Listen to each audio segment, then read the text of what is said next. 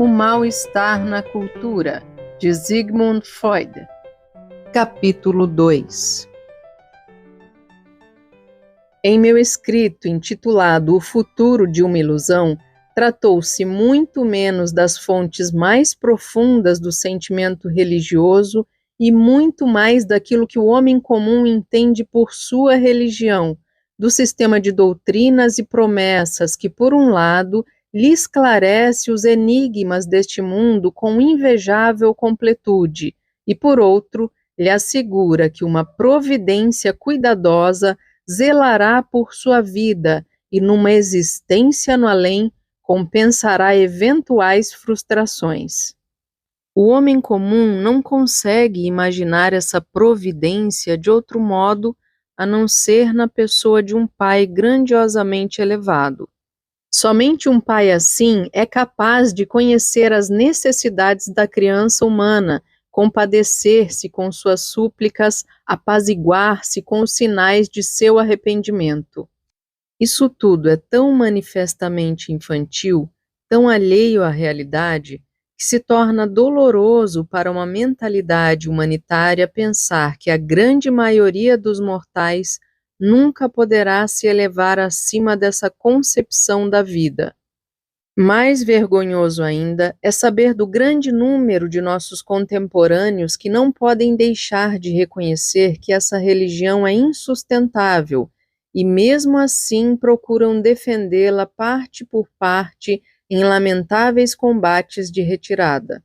Gostaríamos de nos misturar às fileiras dos crentes para admoestar os filósofos que acreditam salvar o Deus da religião ao substituí-lo por um princípio impessoal, vagamente abstrato. Não tomarás o nome do Senhor teu Deus em vão.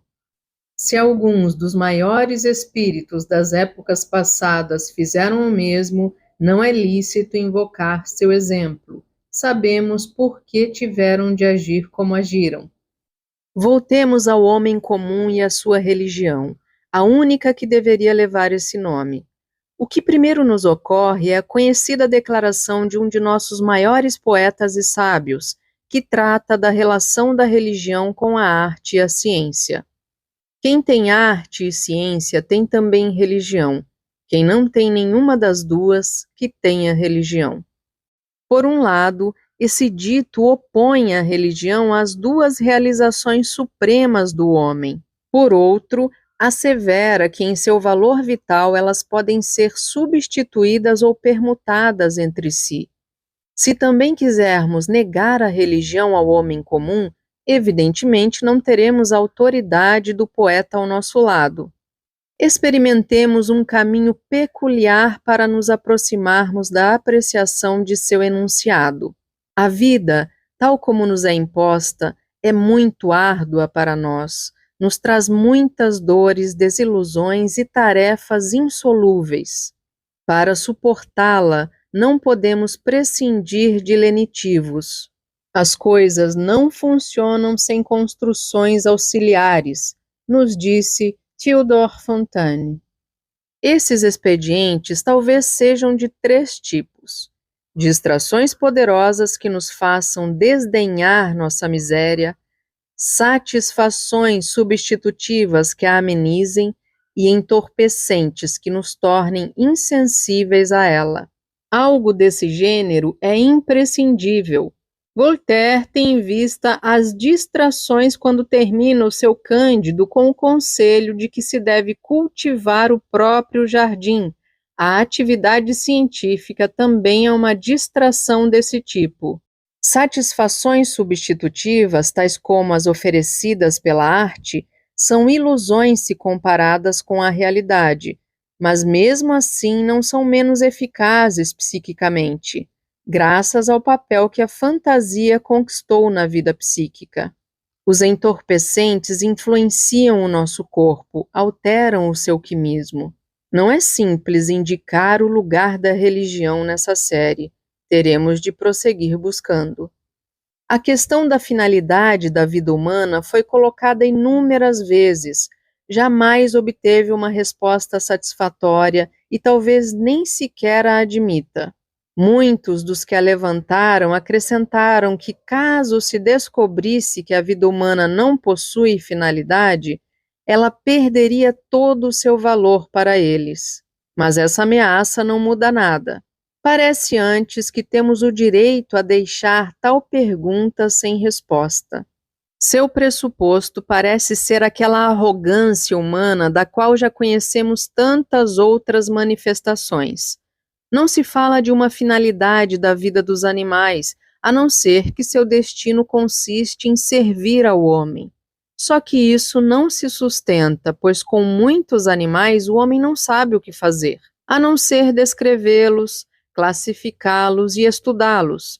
E inúmeras espécies animais escaparam, inclusive, dessa utilização, pois viveram e se extinguiram antes que o homem as tivesse visto.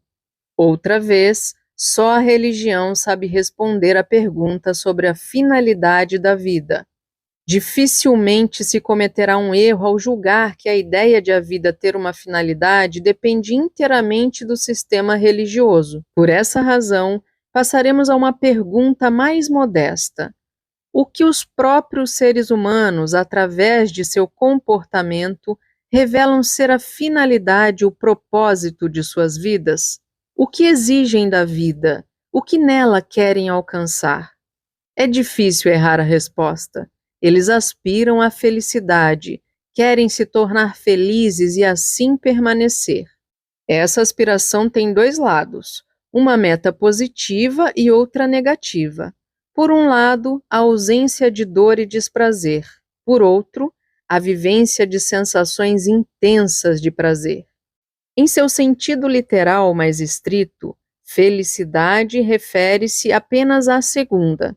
Correspondendo a essa bipartição das metas, a atividade dos seres humanos se desdobra em duas direções segundo busquem realizar, predominantemente ou mesmo exclusivamente, uma ou outra dessas metas. Como se percebe, o que estabelece a finalidade da vida é simplesmente o programa do princípio do prazer. Esse princípio comanda o funcionamento do aparelho psíquico desde o início. Não cabem dúvidas quanto à sua conveniência. E, no entanto, seu programa está em conflito com o mundo inteiro, tanto com o macrocosmo quanto com o microcosmo. Ele é absolutamente irrealizável. Todas as disposições do universo o contrariam. Seria possível dizer que o propósito de que o homem seja feliz não faz parte do plano da criação. Aquilo que, em seu sentido mais estrito, é chamado de felicidade, surge antes da súbita satisfação de necessidades represadas em alto grau, e, segundo sua natureza, é possível apenas como fenômeno episódico. Toda a permanência de uma situação anelada pelo princípio do prazer fornece apenas uma sensação tépida de bem-estar. Somos feitos de tal modo que apenas podemos gozar intensamente o contraste e somente muito pouco o estado. Dessa forma, nossas possibilidades de felicidade já são limitadas pela nossa constituição. Muito menores são os obstáculos para experimentar a infelicidade. O sofrimento ameaça de três lados. A partir do próprio corpo, que, destinado à ruína e à dissolução, também não pode prescindir da dor e do medo como sinais de alarme. A partir do mundo externo, que pode se abater sobre nós com forças superiores, implacáveis e destrutivas. E, por fim, das relações com os outros seres humanos. O sofrimento que provém desta última fonte talvez seja sentido de modo mais doloroso que qualquer outro. Tendemos a considerá-lo como um ingrediente de certo modo supérfluo, embora não seja menos fatalmente inevitável do que o sofrimento oriundo de outras fontes.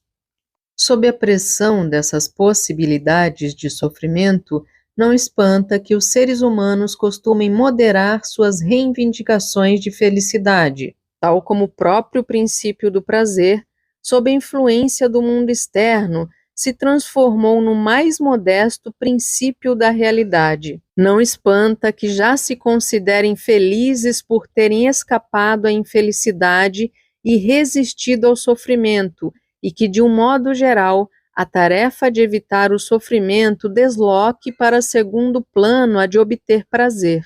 A reflexão mostra que a realização desta última pode ser tentada por caminhos muito diferentes. Todos esses caminhos foram recomendados pelas diversas escolas de sabedoria de vida e seguidos pelos seres humanos. A satisfação ilimitada de todas as necessidades se destaca como a forma mais atraente de conduzir a vida, mas isso significa antepor o gozo à cautela, algo que recebe seu castigo após breve exercício. Os demais métodos em que evitar o desprazer é a meta predominante distinguem-se de acordo com a fonte de desprazer a qual dão maior atenção. Há os procedimentos extremos e os moderados, há os unilaterais e aqueles que atacam várias frentes ao mesmo tempo.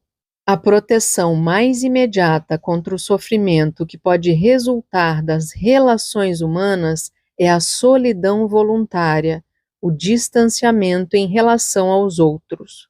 Compreende-se, a felicidade que se pode alcançar por esse caminho é a da quietude. Contra o temido mundo externo não é possível defender-se de outra maneira senão por alguma espécie de afastamento, caso se queira resolver essa tarefa por si mesmo. Há, todavia, um caminho diferente e melhor. Na condição de membro da comunidade humana, passar a atacar a natureza e a submetê-la à vontade humana com a ajuda da técnica guiada pela ciência. Assim se trabalha com todos para a felicidade de todos. Contudo, os métodos mais interessantes para evitar o sofrimento são aqueles que procuram influenciar o próprio organismo. Afinal de contas, todo sofrimento é apenas sensação, existe apenas na medida em que o percebemos, e apenas o percebemos em consequência de certas disposições de nosso organismo. O método mais grosseiro, mas também o mais eficaz de se obter tal influência é o químico, a intoxicação. Não creio que alguém tenha compreendido o seu mecanismo, mas o fato é que existem substâncias estranhas ao corpo, cuja presença no sangue e nos tecidos nos proporciona sensações imediatas de prazer, além de modificar de tal modo as condições de nossa vida perceptiva, a ponto de nos tornarmos incapazes de perceber sensações de desprazer. Ambos os efeitos não apenas ocorrem ao mesmo tempo, mas também parecem intimamente ligados. Em nosso próprio quimismo, contudo, também deve haver substâncias que produzam efeitos semelhantes, pois conhecemos pelo menos um estado mórbido, a mania, em que ocorre um comportamento análogo à embriaguez sem qualquer ingestão de tóxicos. Além disso, nossa vida psíquica normal mostra oscilações que vão de uma liberação de prazer mais fácil a uma mais difícil, paralela às quais há uma sensibilidade diminuída ou aumentada para o desprazer. É de se lamentar profundamente que esse aspecto tóxico de nossos processos psíquicos tenha se esquivado até agora à investigação científica. O êxito dos tóxicos na luta pela felicidade e no afastamento da desgraça é tão apreciado como benefício que tanto indivíduos quanto povos lhes concederam um lugar fixo na sua economia libidinal.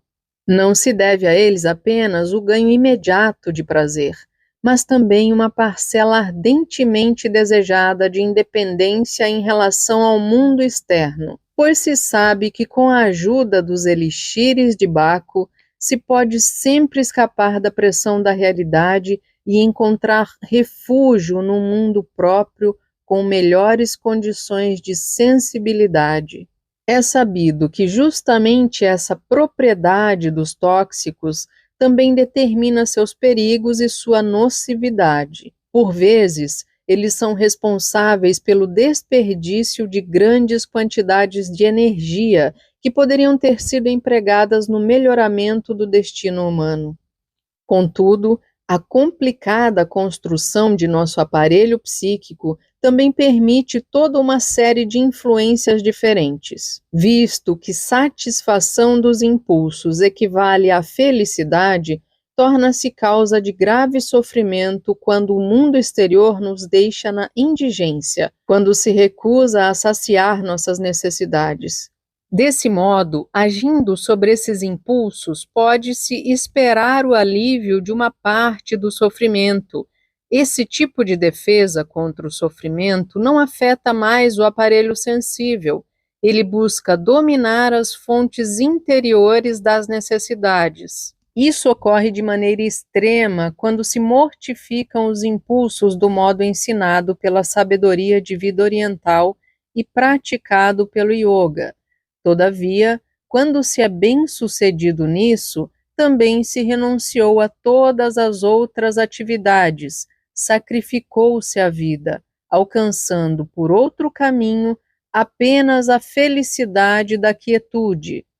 Com metas mais modestas, segue-se o mesmo caminho quando apenas se aspira ao domínio sobre os impulsos. O que então domina são as instâncias psíquicas superiores, que se submeteram ao princípio da realidade. Isso não significa de modo algum que se renunciou ao propósito de satisfação. Uma certa proteção contra o sofrimento é alcançada pelo fato de a não satisfação dos impulsos mantidos sob sujeição não serem sentida tão dolorosamente como a dos impulsos livres. Em compensação, há uma inegável diminuição das possibilidades de gozo. O sentimento de felicidade originado da satisfação de um impulso selvagem, não domado pelo eu, é incomparavelmente mais intenso do que aquele que resulta da saciação de um impulso domesticado.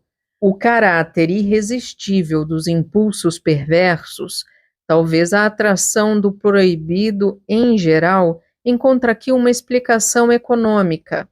Uma outra técnica de defesa contra o sofrimento serve-se dos deslocamentos libidinais permitidos pelo nosso aparelho psíquico, por meio dos quais sua função tanto ganha em flexibilidade. A tarefa a ser resolvida consiste em deslocar de tal modo as metas dos impulsos que elas não possam ser atingidas pela frustração do mundo exterior. A sublimação dos impulsos presta o seu auxílio para tanto. Isso é alcançado, sobretudo, quando se consegue elevar de modo satisfatório o ganho de prazer obtido de fontes de trabalho psíquico e intelectual.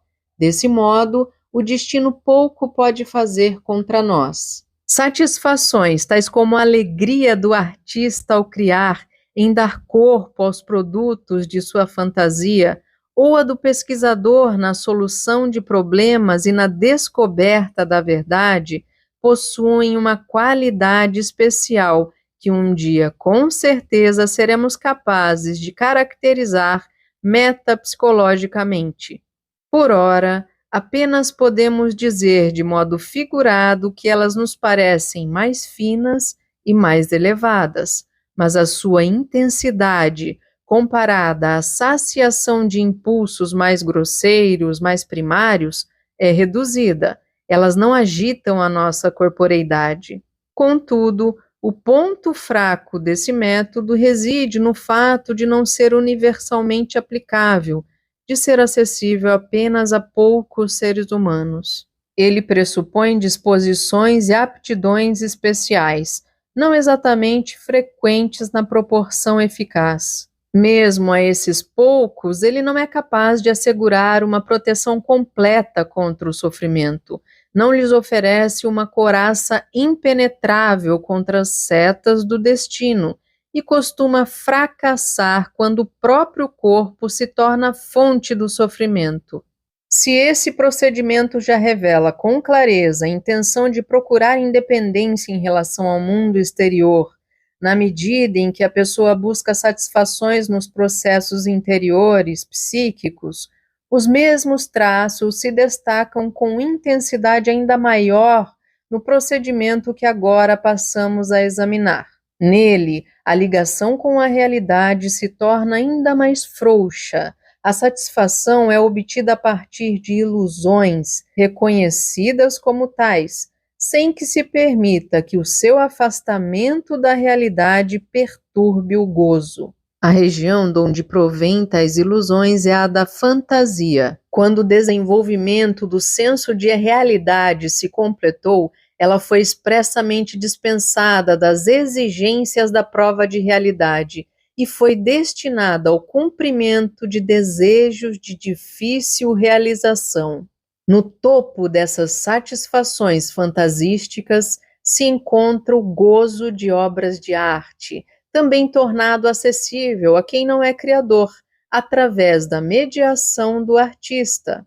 Quem é sensível à influência da arte não tem palavras suficientes para louvá-la como fonte de prazer e consolo para a vida. No entanto, a suave narcose em que a arte nos coloca não é capaz de produzir mais do que uma fugaz libertação das desgraças da vida, e não é forte o bastante para fazer esquecer a miséria real. Há outro procedimento mais enérgico e mais radical, que considera que o único inimigo é a realidade, a qual seria a fonte de todo o sofrimento e com a qual não se pode conviver, sendo preciso, por isso, cortar todas as relações com ela, caso se queira ser feliz em algum sentido. O eremita volta as costas para este mundo, não quer ter nada a ver com ele.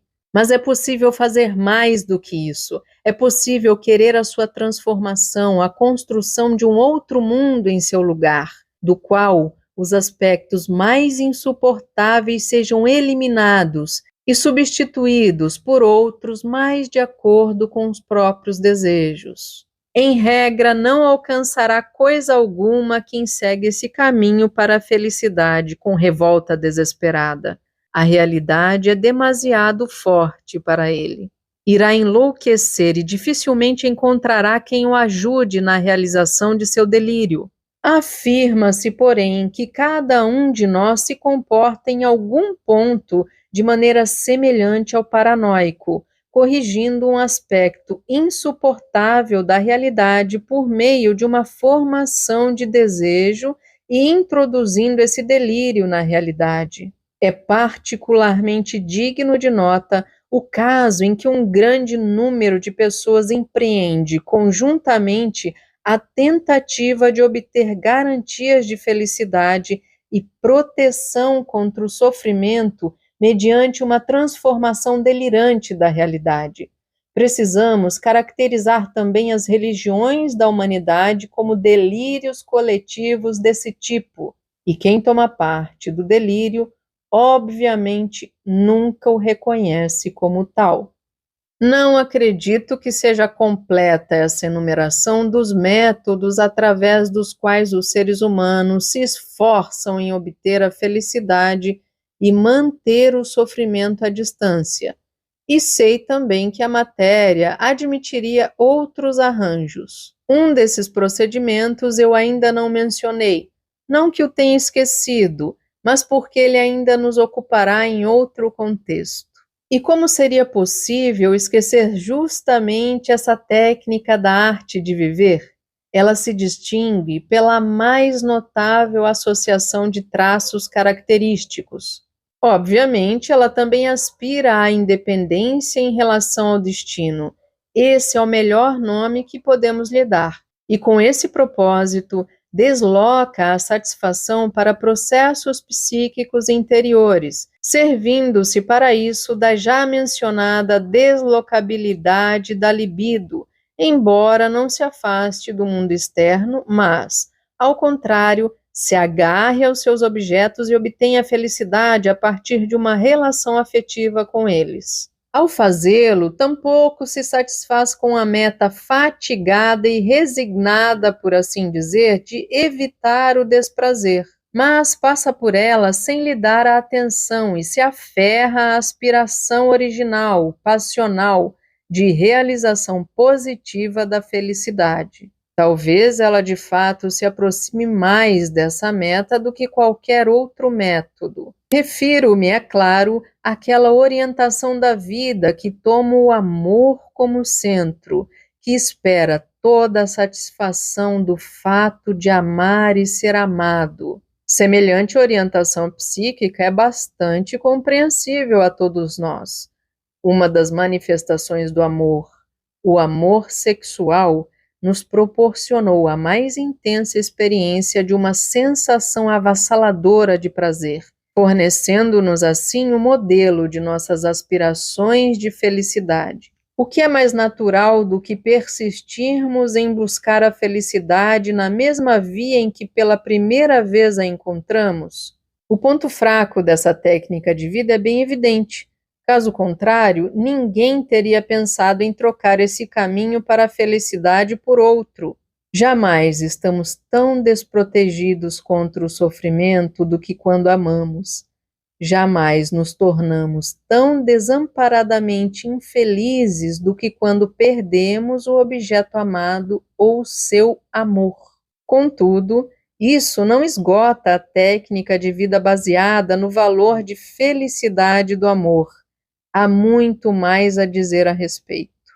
Pode-se acrescentar neste ponto o interessante caso em que a felicidade de viver é buscada sobretudo no gozo da beleza, onde quer que ela se mostre aos nossos sentidos e ao nosso juízo, da beleza das formas e dos gestos humanos, dos objetos naturais e das paisagens, das criações artísticas ou mesmo científicas. Essa postura estética em relação à meta da vida oferece pouca proteção contra sofrimentos iminentes, embora seja capaz de compensar muitas coisas. O gozo da beleza tem um caráter sensível particular, suavemente embriagador. A beleza não tem uma utilidade evidente. A sua necessidade cultural não é reconhecível e, no entanto, a cultura não poderia prescindir dela. A ciência da estética investiga as condições em que o belo é percebido. Ela não foi capaz de dar nenhuma explicação acerca da natureza e da origem da beleza. Como é usual, a ausência de resultados foi encoberta com um dispêndio de palavras sonoras e vazias. Infelizmente, a psicanálise também não tem muito a dizer sobre a beleza. Apenas a derivação a partir do âmbito da sensibilidade sexual parece assegurada. Seria uma amostra exemplar de impulso de meta inibida. A beleza e o encanto são originalmente qualidades do objeto sexual. É digno de nota que os próprios genitais, cujo aspecto sempre tem efeito excitante, quase nunca são julgados belos, e que o caráter de beleza, ao contrário, parece ligado a certas características sexuais secundárias. Apesar das mencionadas limitações de minha enumeração, já me atrevo a fazer algumas observações conclusivas à nossa investigação. O programa que o princípio do prazer nos impõe, o de sermos felizes, não é realizável, mas não nos é permitido, ou melhor, não nos é possível renunciar aos esforços de tentar realizá-lo de alguma maneira. Para tanto, pode-se escolher caminhos muito diversos, colocando em primeiro lugar o conteúdo positivo da meta, o ganho de prazer, ou o negativo, o de evitar o desprazer. Em nenhum desses caminhos podemos alcançar tudo o que queremos. Nesse sentido moderado em que é reconhecida como possível, a felicidade é um problema da economia libidinal do indivíduo. Não há conselho que sirva para todos. Cada um precisa experimentar por si próprio a maneira particular pela qual pode se tornar feliz. Os mais variados fatores farão valer seus direitos para lhe indicar o caminho de sua escolha. Trata-se de saber o quanto de satisfação real ele tem a esperar do mundo exterior e até onde é levado a se tornar independente dele. Por fim, também, de quanta força ele julga dispor para modificá-lo conforme seus desejos. Já nisso, além das circunstâncias externas, será decisiva a constituição psíquica do indivíduo. Aquele que for predominantemente erótico dará preferência às relações afetivas com outras pessoas. Aquele que for mais narcísico e autossuficiente buscará as satisfações essenciais em seus processos psíquicos interiores. O homem de ação não renunciará ao mundo exterior, no qual pode demonstrar a sua força. Para os tipos intermediários, o gênero de seus talentos e a medida de sublimação dos impulsos de que forem capazes se tornarão determinantes para o direcionamento de seus interesses. Toda decisão extrema implica a punição de expor o indivíduo a perigos que a insuficiência da técnica de vida escolhida com exclusividade traz consigo. Do mesmo modo que o comerciante cauteloso evita investir todo o seu capital num só lugar, assim talvez a sabedoria de vida também aconselha a não esperar toda a satisfação de uma só aspiração. O êxito nunca é certo, depende da convergência de muitos fatores, talvez de nenhum outro mais do que da capacidade da constituição psíquica em adaptar a sua função ao ambiente e aproveitá-lo para o ganho de prazer. Quem tiver herdado uma constituição de impulsos particularmente desfavorável e não tiver passado de modo regular pela transformação e pelo reordenamento, imprescindíveis para realizações posteriores de seus componentes libidinais, terá problemas em obter felicidade a partir de sua situação exterior, sobretudo quando colocado diante de tarefas mais difíceis. Como última técnica de vida, que ao menos lhe promete satisfações substitutivas, oferece-se a ele a fuga para a doença neurótica, na maioria das vezes já efetuada na juventude. E quem, em momentos posteriores de sua vida, vê os seus esforços pela felicidade fracassarem, ainda encontra consolo no ganho de prazer da intoxicação crônica ou empreende a desesperada tentativa de rebelião da psicose. A religião prejudica esse jogo de escolha e adaptação ao impor a todos, do mesmo modo, o seu caminho para a obtenção da felicidade e para a proteção contra o sofrimento. Sua técnica consiste em depreciar o valor da vida e desfigurar a imagem do mundo real de modo delirante, o que tem como pressuposto a intimidação da inteligência. A esse preço, mediante a fixação forçada num infantilismo psíquico e a inclusão num delírio coletivo, a religião é bem-sucedida em poupar muitos seres humanos da neurose individual. Mas pouco mais do que isso, há, como dissemos, muitos caminhos que podem levar à felicidade, tal como esta é alcançável pelo homem, mas nenhum que leve a ela com segurança. Também a religião não pode cumprir a sua promessa. Quando o crente finalmente se vê forçado a falar dos desígnios inescrutáveis de Deus, confessa com isso que nada lhe restou como possibilidade de consolo e fonte de prazer no sofrimento, senão a submissão incondicional. E se está disposto a ela, possivelmente poderia ter se poupado o rodeio. Parabéns por chegar até aqui. A seguir, áudios do próximo capítulo.